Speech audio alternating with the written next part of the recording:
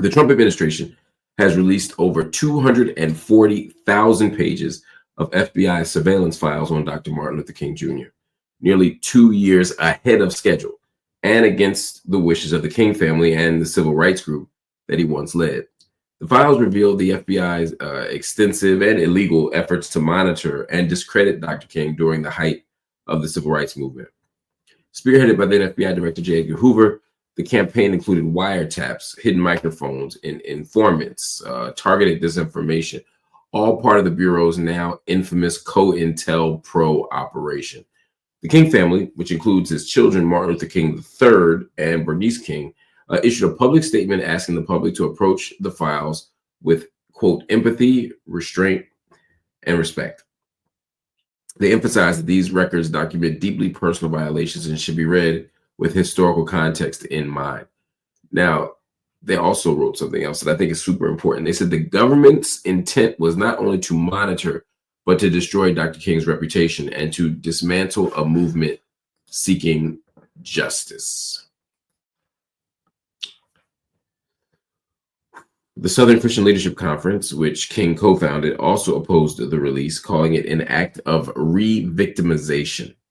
But the timing of the release has raised some serious questions. While the Trump administration fast-tracked the declassification of King's surveillance files, that same administration continues to withhold the full records in the Jeffrey Epstein case.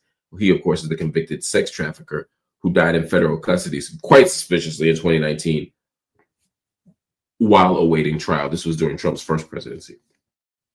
Despite Trump promising transparency, it is Trump's Justice Department so far that has only released limited grand jury materials from the Epstein case while sealing much of the investigation, including details that could implicate wealthy or politically connected individuals.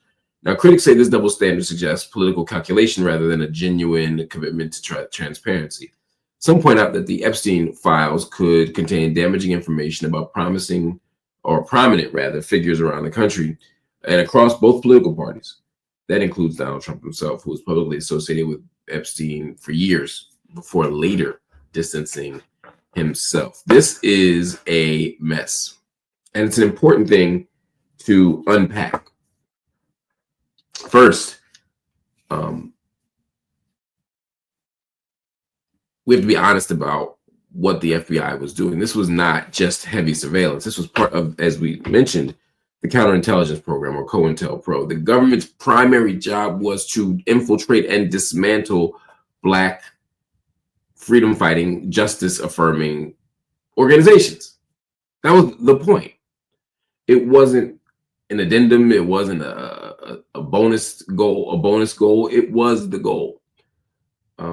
J. Edgar Hoover was particularly invested in doing harm to Dr. King's legacy, but he also wanted Dr. King to kill himself. J. Edgar Hoover literally wrote a note to Martin Luther King saying that he was going to make him kill himself. This was the goal of J. Edgar Hoover, who we know at the time was the FBI director, but also had a bunch of other stuff going on in his own personal life. He was an interesting, shadowy, weird, contradictory kind of figure, but he was obsessed with King in particular. So we know that. So the FBI's surveillance of King isn't surprising, and the release of these files isn't surprising, but they're not releasing the files to say, hey, look how relentless and illegal our investigation of King was. They're doing it to embarrass King. This is a moment where people are trying to do that. The FBI files were supposed to come out in 2 years, so we're seeing stuff come out already that is ahead of schedule solely for the purpose, I think, of quote unquote exposing, but really disrespecting the life and legacy of Martin Luther King Jr. Now, that's not to say that we should never critique. I take seriously the King family's request to look at those files with restraint and with historical context in mind, and all those things. Like, I respect all the things. So I don't feel the need to delve into King's personal life or any of the other things really that were in that file, at least not tonight. And I don't know if I ever will. I'm just reserving the right to, depending on what happens. But I don't feel compelled to. It doesn't matter to me. Not at the level that the people are talking about it at. It does matter to me on other levels. Anyway, Dr. King and his family have been dishonored for much longer than they've been honored in this country. You know, they were robbed of their father. They were robbed of freedom, justice, and equality. Not just them, but everybody. I mean, we're talking about a woefully understudied moment in American history. When Dr. King dies on April 4th, 1968, he's not famous. He's famous, but he's not beloved by America. He's looked at as a questionable figure at best. And that's because of the campaign of misinformation and hate and violence that was prosecuted against King, largely because he moved from a stance of just telling Negroes not to fight back.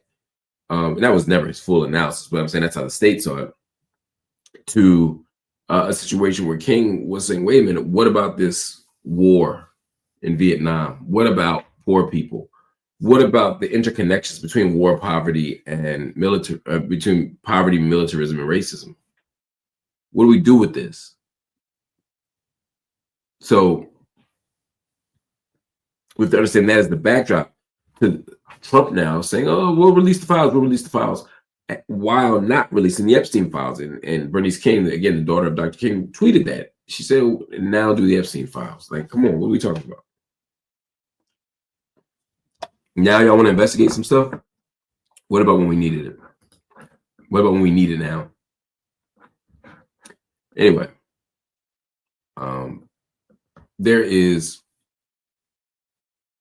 a movement at every epoch, every generation, every year, damn near, to fight for liberation. We have to be mindful of how the government, how the state surveils those organizations and tries to tear them up from not just the outside in, but the inside out. This is what's happening throughout history, and this is what happened to King's movement. And so, even though these organizations who we pretend to revere and we adore, somehow we don't listen to their voices when we say stop, but we do listen to the voices for certain people, for certain presidents, for certain policies, but not for these.